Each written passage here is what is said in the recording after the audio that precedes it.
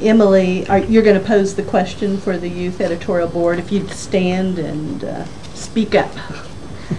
I think all three of us probably have votes this November, and I'm just wondering how you're going to plan on appealing to the youth, because the youth of today might not really care about who we vote for governor. I mean, like, I've never paid attention to a governor race before until the Globe gave me this opportunity.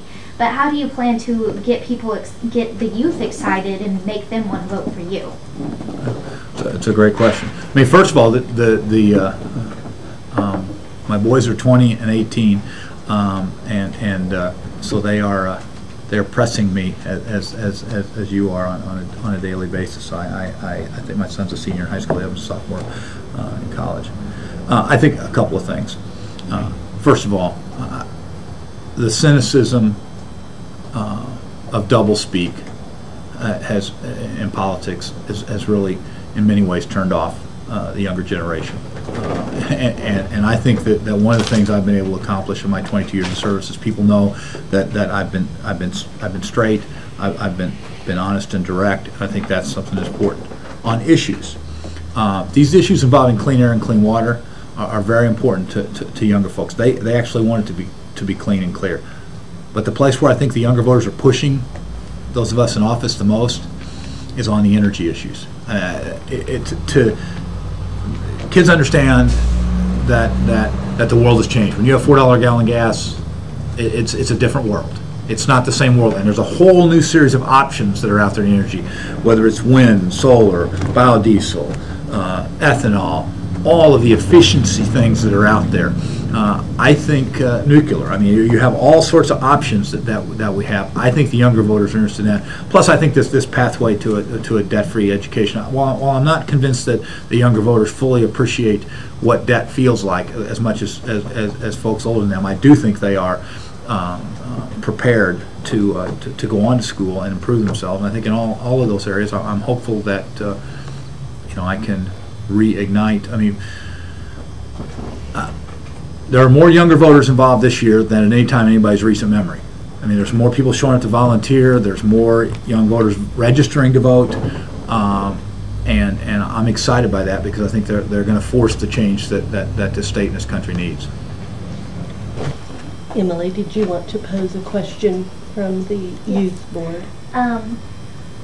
With the presidential race, that's something that kind of appeals to the youth because it's different and out there. And I'm just wondering if you have any plans to appeal to the youth for the governor race, because you hear a lot of talk about the presidential, but whenever they step into the booth to vote, they might not really know who to vote for governor. And that's right. I wonder if you have any plans to appeal to the youth. My plans specifically are to recognize, for instance, that for the youth in Kansas City or St. Louis, where the school system is failing them, particularly in Kansas City. Now, St. Louis is in the middle of their 3 years of transitioning, hopefully to get back to accreditation. There are 18,000 kids in the Kansas City School District, and the school district is failing them. I talk about the Missouri dream, and that is that a student in the state of Missouri, you should be able to dream to go get a world-class education here, that you should be able to find a career here, raise a family here, retire here. You should not have to chase your dream to some other state. And part of that is, and I know this isn't probably real exciting for you as you sit there, but when you look at where we're not serving you well, right now we're 32nd in the country as far as our 8th graders in their math and science scores. In fact, if you're getting ready to take the college entrance exam, generally 4 out of 10 high school seniors are not proficient. And so we have to focus on encouraging more math and science teachers. And again, I'm not sure that among your peers that's going to be a real woohoo, necessarily. But I mean, those are the kinds of things where we have to really, and we're 47th back to your point, 47th in the country as far as our commitment to higher education. That's just unacceptable. And so, and I do believe in trying to help provide scholarships for kids who need it.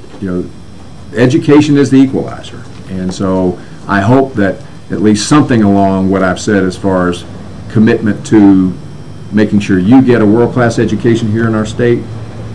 Hopefully that will resonate with some of your other classmates who are going to be voting for the first time.